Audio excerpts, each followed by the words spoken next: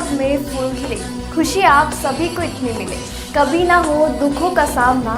आपको संवाद express news की ओर से चैत्र नवरात्रि और नव पर्व की हार्दिक हार्दिक शुभकामनाएं।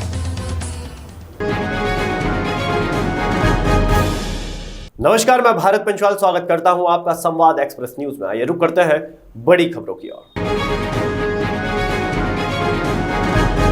प्राथमिक शाला बस्ती पारा गौरव ग्राम खिसोरा बेलोदी के स्कूल परिसर में 1 अप्रैल के दिन शुक्रवार को प्रदेश सरकार की महत्वाकांक्षी योजना आंगन मां शिक्षा 2.0 अंतर्गत गांव के तमाम माताओं को प्रशिक्षण दिया गया, जहां मेले के माध्यम से 9 काउंटरों में अलग अलग टूल्स के आधार पर बच्चों का आकलन करने का प्रयास किया गया। इस योजना की मुख्य उद्देश्य माताओं को शिक्षा की धारा से जोड़ते हुए अपने बच्चों के विकास पर नजर रखने, घरेलू वस्तुओं व स्थानीय सामग्री के साथ खेलकूद के साथ ही रुचिकर वातावरण में छोटे छोटे बच्चों को आगे की पढ़ाई के लिए अग्रसर करना है। जहां मुख्य रूप संकुल समन्वयक गोविंद राम यादव, मुख्य अतिथि कुसुम साहू, प्रधान पाठक हरिराम साहू, हेमलता साहू, कल्पना रात्रे, सदस्य गांव के पाल सहित स्कूल संकुल समन्वयक के साथ बड़ी संख्या में शिक्षक शिक्षिकाएं, स्कूली छात्र छात्राएं और ग्रामीण उपस्थित रहे।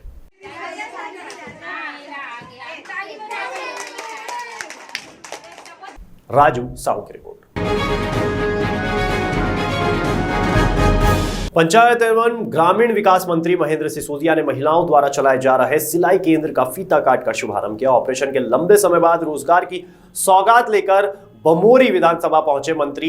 इस दौरान उन्होंने 10 लाख की लागत से बने इस केंद्र के शेड का भी लोकार्पण किया। वहीं मंत्री सिसोदिया ने स्व सहायता सिलाई केंद्र में मौजूद महिलाओं से मशीनों की गुणवत्ता के विषय में चर्चा की। मीडिया से बात करते हुए पंचायत मंत्री सिसोदिया ने बताया कि प्रधानमंत्री नरेंद्र मोदी व प्रदेश के मुख्यमंत्री शिवराज सिंह चौहान की आत्मनिर्भर मध्य प्रदेश के सपनों को साकार करते हुए वोकल फॉर लोकल की तर्ज पर मध्य प्रदेश के राज्य ग्रामीण आजीविका मिशन जिला पंचायत गुना के अंतर्गत गठित स्व सहायता समूह की महिलाओं द्वारा ग्राम मोहालपुर कॉलोनी विकासखंड बमोरी में सिलाई केंद्र का शुभारंभ किया गया।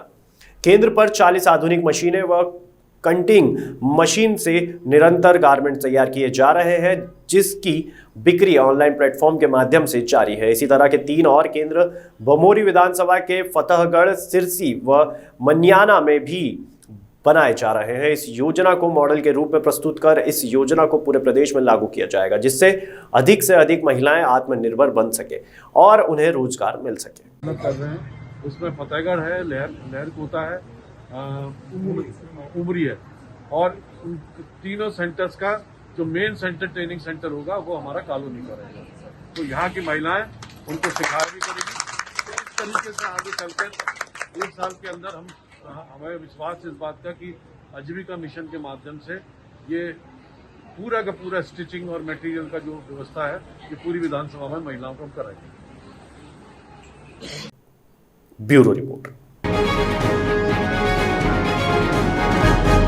चैत्र रामनवमी हिंदू नववर्ष के पर्व में हर साल की तरह इस साल भी हिंदू सेना के द्वारा भगवान श्री राम जी की शोभा यात्रा निकाली गई। शोभा यात्रा में हजारों की संख्या में लोगों ने शामिल होकर जय श्री राम के नारे लगाते हुए पूरे नगर में भ्रमण किया। साथ में हिंदू सेना के राष्ट्रीय अध्यक्ष विष्णु कुमार गुप्ता जी दिल्ली से आकर शोभा यात्रा में शामिल हुए और इस शोभा यात्रा का समापन खड़गवां के महामाया मंदिर चनवारी डाड में किया गया।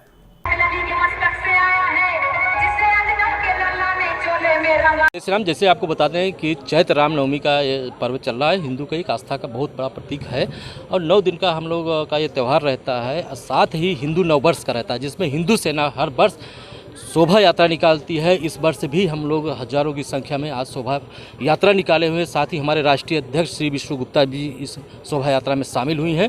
साथ ही आपको और एक चीज़ बताना चाहेंगे कि जो हमारा ये चैत्र रामनवमी होता है, हिंदू नववर्ष रहता है, एक अद्भुत और बेमिसाल तरीके से हम शोभा यात्रा निकाल कर इसका महोत्सव के रूप में मनाते हैं।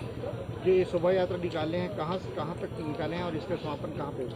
ये शोभा यात्रा कोरिया जिले के इकलौते नगर पालिका निगम चिरमिरी के 40 वार्डों से होते हुए आपका हल्दीबाड़ी, बड़ा बाजार, चिरमिरी, गोदरीपारा, पौड़ी, कोरिया, गेल्हा पानी, इसके बाद आपका समापन इसका चनवाई डांड महामाया मंदिर में इसका किया जाएगा। लगभग 50 किलोमीटर की ये यात्रा रहती है।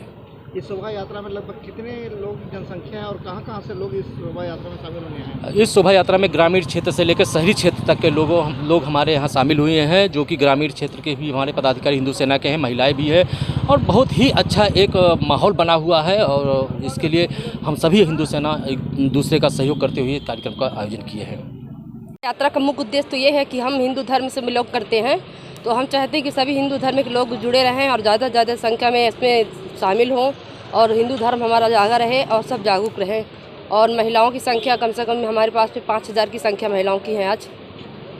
शोभा यात्रा कहाँ से कहाँ तक आप लोग लेकर जाएंगे, इसका समापन कैसे होगा? शोभा यात्रा छोटा बाजार से निकला है, ऑटो कॉलोनी घूमते हुए, और इसका समापन चरवानी रण में किया जाएगा। मनोज श्रीवास्तव की रिपोर्ट।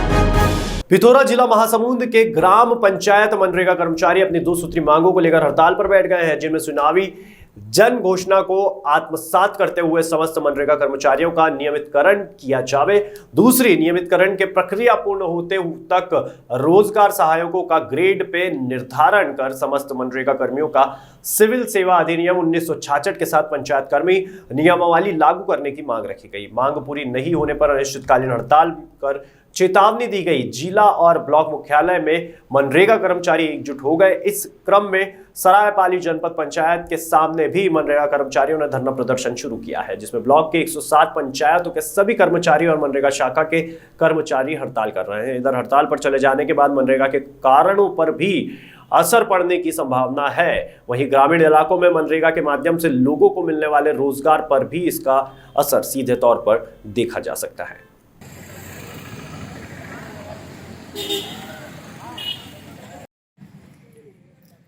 यहाँ पे आप लोग धरना दे रहे हैं मनरेगा कर्मचारी संघ के द्वारा, क्या मांग है और ये कब तक चलेगा? हमारी 2 सूत्रीय मांग है सर। चुनावी जन घोषणा पत्र में जो बताए थे कि नियमितीकरण के लिए, उसी मांग को रखा गया है। और दूसरा मांग है, अगर नियमितीकरण नहीं होते तक वेतनमान निर्धारित किया जाए मनरेगा कर्मचारियों का। यही हमारी 2 सूत्रीय मांग है। इसको लेकर पूरा छत्तीसगढ़ में पूरा मनरेगा महासंघ का हड़ताल पर गए हुए हैं। ये इससे क्या क्या काम प्रभावित हो रहा है? इसमें पूरा छत्तीसगढ़ में जैसे हर पंचायत में मनरेगा कार्य लोगों को जो रोजगार दिया जा रहा है, वही काम प्रभावित होगा। गरीबों से लेकर प्रत्येक परिवार जो प्लान की स्थिति में होगा। हर पंचायत में कम से कम 250, 300, 500 लेबर चलते हैं प्रत्येक दिवस, जो कि आज से वही कार्य बंद होगा और गांव में दयनीय स्थिति आ जाएगा, लोगों के रोजगार छीन जाएगा। जो शासन जिम्मेदार होगा इसके प्रति। अगर हमको नियमितीकरण नहीं करता है शासन, तो हमारी मांग अनिश्चितकाल तक चलेगा। जब तक हमारी मांग को नहीं सुनेगा शासन, तब तक हम लड़ते रहेंगे। कितने कर्मचारी यहाँ ब्लॉक के बैठे हुए हैं? हमारे ब्लॉक में अभी 107 रोजगार सहायक हैं और 22 मनरेगा स्टाफ हैं। टोटल मनरेगा स्टाफ बैठे हुए हैं। अभी तक किसी संगठन का समर्थन मिला है? आज तो पहला दिन है सर, संगठन का समर्थन नहीं मिला। फोन के माध्यम से हमको पता चला है कि अन्य संगठन भी समर्थन करेंगे। स्वप्निल तिवारी की रिपोर्ट।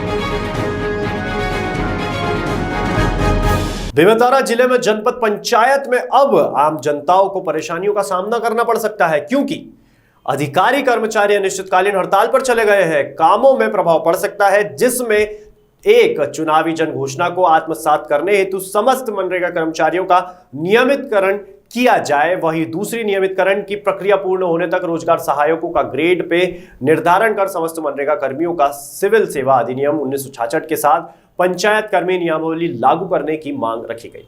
मनरेगा कर्मचारियों द्वारा बेमेतरा जिले के साजा जनपद पंचायत क्षेत्र के हड़ताल एवं धरना प्रदर्शन मनरेगा कर्मचारियों ने, जिसमें आयोजित दिनांक 4 अप्रैल 2022 से अनिश्चितकालीन हड़ताल धरना प्रदर्शन के लिए साजा बाजार चौक पर कर रहे हैं, जिसकी जानकारी अपने उच्च कार्यालय में दे दी गई है।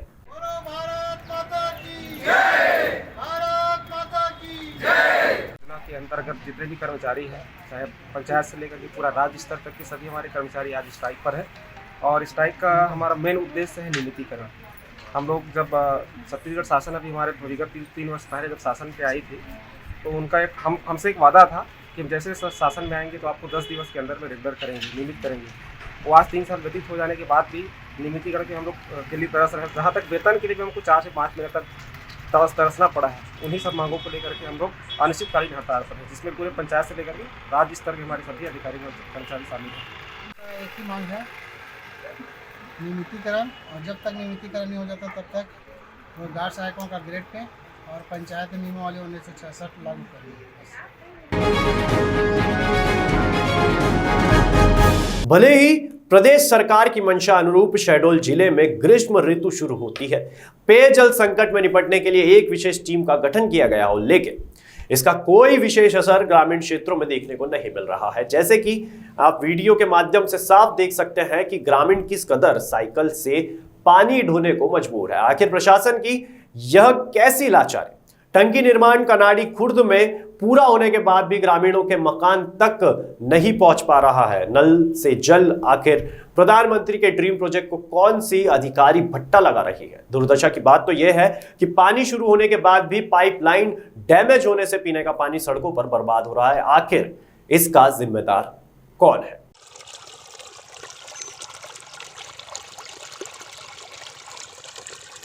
Bureau report.